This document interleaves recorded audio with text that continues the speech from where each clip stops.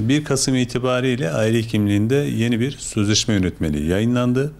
Ve bu yönetmelik birinci basamaktaki hem hekimlere hem de oradaki aile sağlığı çalışanlarımıza, oradaki hemşirelere ve ebelere yönelik çok pozitif manada katkılar sağladı. Buradaki aslında temel hedef sadece sağlık çalışanlarının kazançları değil, vatandaşlara yönelik de bir takım iyileştirmelerdi. Yani hem onların sağlık anlamında daha iyi şartlarda hizmet almalarını sağlamak, hem de bu kazançların vatandaşlara yönelik daha nasıl geliştirilebilir, onun amaçlanması için birinci basamaktı, bir ilk adımdı. Ve nitekim akabinde hemen 1 Ocak'ta yayınlanan entegrasyon yönetmeliği ile birlikte de o adımların devam edeceğini biz hissetmiş olduk. Peki bu 1 Kasım'daki yönetmelik ne gibi kazançlar sağladı? Öncelikle hekimlerimiz ciddi anlamda bir iş yükünün hafifletilmesi için eskiden maksimum hasta sayısı 4000 iken şu an 3500'e düştü. Ve ilerleyen dönemde basamak basamak bu hedef sırasıyla 3000 ve sonrasında da 2500 olarak gerçekleşecek.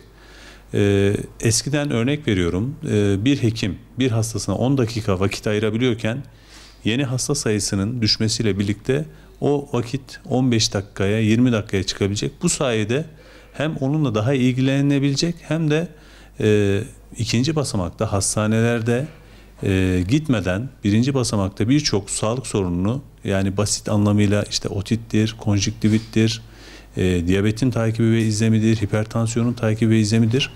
Bunları biz birinci basamakta çözülmesini hedefliyoruz.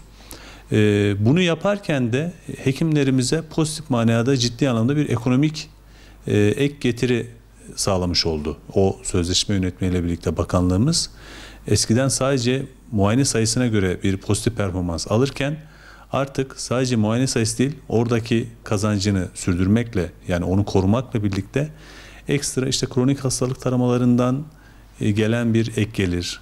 Bunun yanı sıra kişilerin ikinci basamaktaki yükünün hafifletilmesinin sayesinde oradan oluşturacak tasarrufun yine oradaki hekim ve sağlık personeline yönelik bir ödeme şekline dönüşmesi. Yine maalesef ülkemizde çok gereksiz kullanılan antibiyotik, mide koruyucu ve ağrı kesicilerin daha düzenli ve gerçekten hastaya gerektiğinde kullanılmasını sağlanarak onun da bir hekime performans olarak dönmesi sağlandı. Orada bir anekdot vermek istiyorum.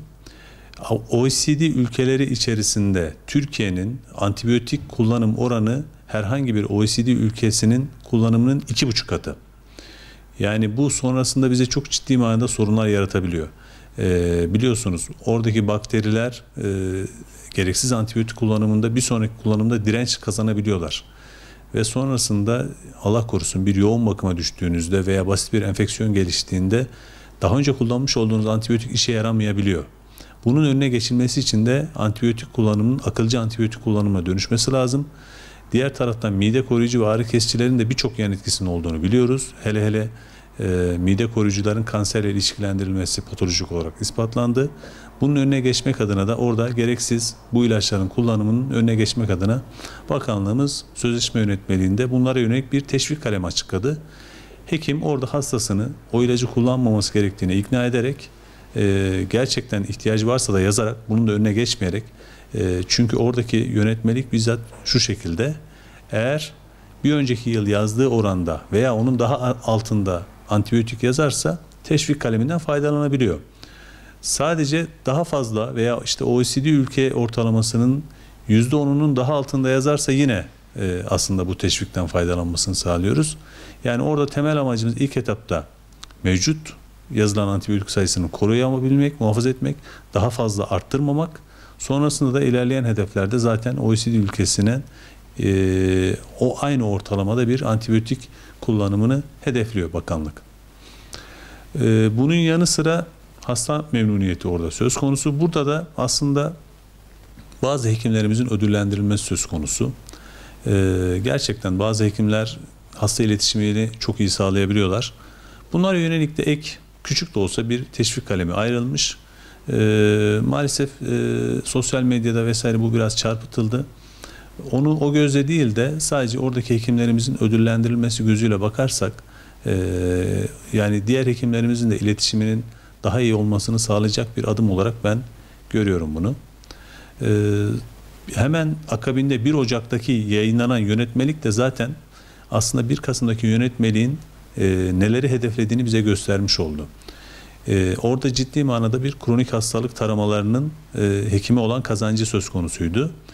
Fakat bunun altını doldurmak gerekiyordu ve 1 Ocak'ta biz bunu sağlamış olduk. Dijital entegrasyon yönetmeliğiyle birlikte bir hasta aile hekimine gittiğinde artık hastaneden hiç randevuyu sıra almadan veya bir hekime gözükmeden röntgen, mamografi, kalça ultrasonu, bazı kan tahlillerini isteyebileceğiz. Bu biz 1 Ocak tatil sonrası hemen 2 Ocak ve 3 Ocak'ta bu sistemi test ettik. Ve çok güzel geri dönütler aldık. Yani özellikle bazı kan tahlillerinin biliyorsunuz aile hekimliklerinde yazılan raporlu ilaçlar var. Fakat bazı kan tahlilleri orada yapılamadığı için o raporlu ilaçlar için kişinin uzman hekime, bazen yan dal uzmanına gitmesi gerekiyordu. Yeni sistemle aslında onların da önüne geçilmiş oldu. Veya bir öksürük probleminiz var ve hekim zatürreden şüpheleniyor.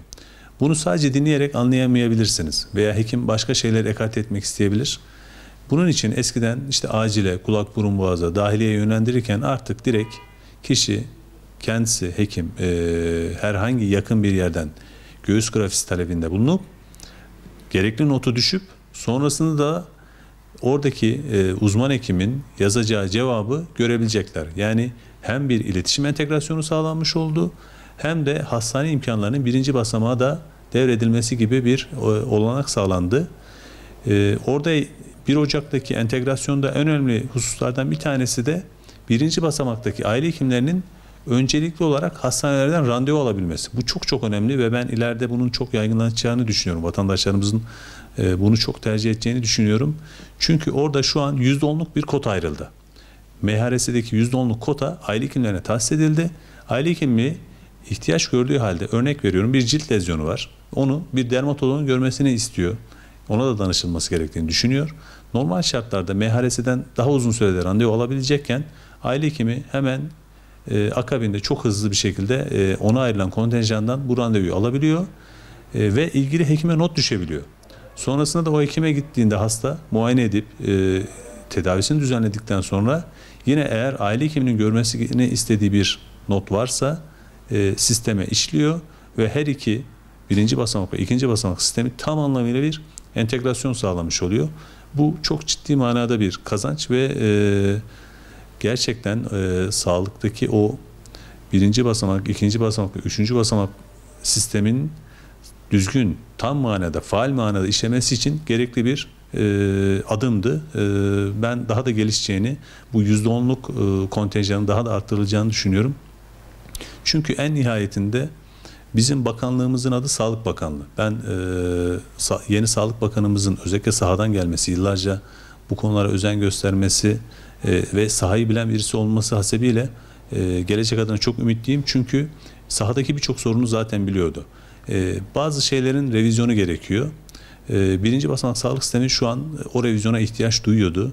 Çok hızlı bir şekilde zaten ilk müdahale edilen alanda orası oldu ve ben bu müdahalelerin devam edeceğini düşünüyorum. Tekrar baştaki cümleme dönmek istiyorum. Bizim bakanlığımız Sağlık Bakanlığı. Hastalık Bakanlığı değil. Sağlık Bakanımız da bunu bu şekilde niteliyor. Dolayısıyla bizim önceliğimiz kişilerin hasta olması değil, sağlığının korunması.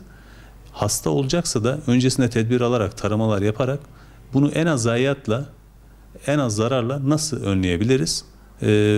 Amacımız bu. Koruyucu sağlık hizmetleri bunun en önemli basamağı ve maliyet etkin. Yani sadece tüm Türkiye için değil, Avrupa'ya ve dünyadaki gelişmekte olan ülkelere baktığımızda koruyucu sağlık hizmetlerinin ne kadar maliyet etkin olduğunu görüyoruz. Bilimsel olarak ispatlanmış bir şeydir bu. Türkiye biraz maalesef bu konuda geç kalmıştı.